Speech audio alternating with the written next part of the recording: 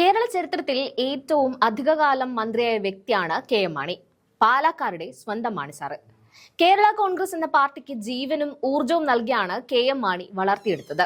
എന്നാൽ ഇന്ന് നിലനിൽപ്പാകെ നഷ്ടമായ അവസ്ഥയിലാണ് കേരള കോൺഗ്രസ് മാണി ഗ്രൂപ്പ് നിൽക്കുന്നത്.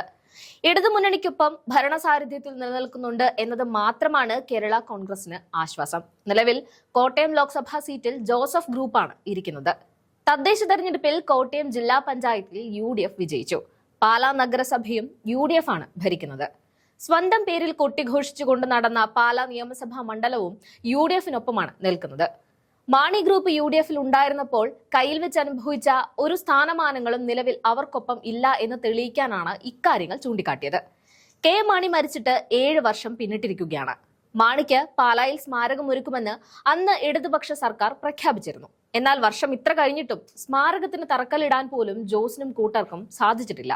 ഇതോടെ നിയമസഭാ തെരഞ്ഞെടുപ്പ് അടുത്തിരിക്കെ പാർട്ടിക്കുള്ളിൽ വലിയ അമർഷം പുകഞ്ഞു തുടങ്ങിയിട്ടുണ്ട്. ജോസിനെതിരെ കൈ ഉയർത്തി സംസാരിക്കാൻ പോലും കേരള കോൺഗ്രസ് നേതാക്കൾ തയ്യാറെടുത്തു കഴിഞ്ഞിട്ടുണ്ട്. മുന്നണിയിലെ മൂന്നാമത്തെ വലിയ കക്ഷിയായിട്ടും പാർട്ടി നേതാവിന്റെ ഓർമ്മ നിലനിർത്താൻ ഉചിതമായ പദ്ധതി നടപ്പാക്കാത്തതിൽ കേരള കോൺഗ്രസ് അണികൾക്കിടയിൽ ശക്തമായ അമർഷമുണ്ട്. അത് പാർട്ടി ചെയർമാൻ ജോസ് കെ മാണിക്ക് നേരെ വിമർശനമായി ഉയരുകയാണ്. മുൻ ധനമന്ത്രി കെ.എം. മാണിക്ക് പാലായിൽ സ്മാരക മന്ദിരം നിർമ്മിക്കുന്നതിന് അദ്ദേഹത്തിന്റെ പേരിലുള്ള ഫൗണ്ടേഷന് 5 കോടി രൂപ അനുവദിച്ചുകൊണ്ട് 2020-21 ബജറ്റിൽ ധനമന്ത്രി തോമസ് ഐസക് പ്രഖ്യാപനം നടത്തിയിരുന്നു. പഠന കേന്ദ്രം തുടങ്ങാനായിരുന്നു തുക നീക്കിവെച്ചത്. 2020 ഫെബ്രുവരി 7-ന് തോമസ് ഐസക് അവതരിപ്പിച്ച ശേഷം പിന്നീട് 6 ബജറ്റുകൾ കൂടി നിയമസഭയിൽ അവതരിപ്പിച്ചു. ഈ മാസം 29-ന് രണ്ടാം പിണറായി സർക്കാരിന്റെ അവസാന ബജറ്റും അവതരിപ്പിക്കും.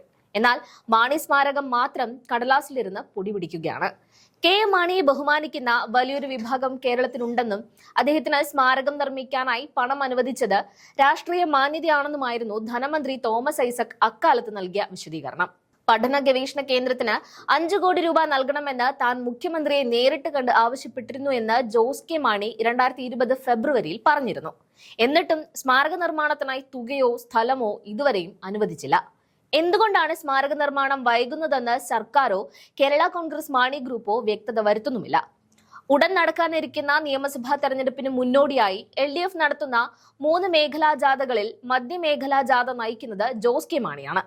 പാർട്ടിയുടെ സ്ഥാപക നേതാവിന്റെ പേരിൽ വാഗ്ദാനം ചെയ്ത സ്മാരക നിർമ്മാണം വൈകുന്നതിന് ജാഥകാലത്ത് ചെയർമാൻ എന്തു മറുപടി നൽകുമെന്നാണ് അണികൾ കാത്തിരിക്കുന്നത്.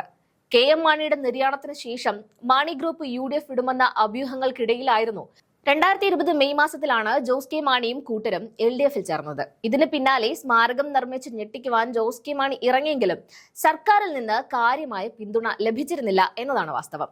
സംസ്ഥാനത്ത് ഏറ്റവും കൂടുതൽ കാലം ധനകാര്യ വകുപ്പ് കൈകാര്യം ചെയ്ത മന്ത്രിയാണ് കെ.എം. മാണി. കേരള നിയമസഭയിൽ ഏറ്റവും കൂടുതൽ മന്ത്രിസഭകളിൽ അംഗമായിരുന്നു അദ്ദേഹം. ഏറ്റവും കൂടുതൽ തവണ മന്ത്രിയായ വ്യക്തി എന്ന റെക്കോർഡും ഇന്നും കെ.എം. മാണിക്ക് സ്വന്തമാണ്. മന്ത്രിയായിരുന്ന കാലത്ത് ഏറ്റവും കൂടുതൽ കാലം ധനവകുപ്പും, അതായത് 11 വർഷം 8 മാസം, പിന്നീട് നിയമവകുപ്പും അത് 21 വർഷം 2 മാസവും കൈകാര്യം ചെയ്തുവെന്നും ഇനി തകർക്കാൻ സാധ്യതയില്ലാത്ത നേട്ടവും സ്വന്തമാക്കിയാണ് കെ.എം. മാണി മൺമറഞ്ഞത്.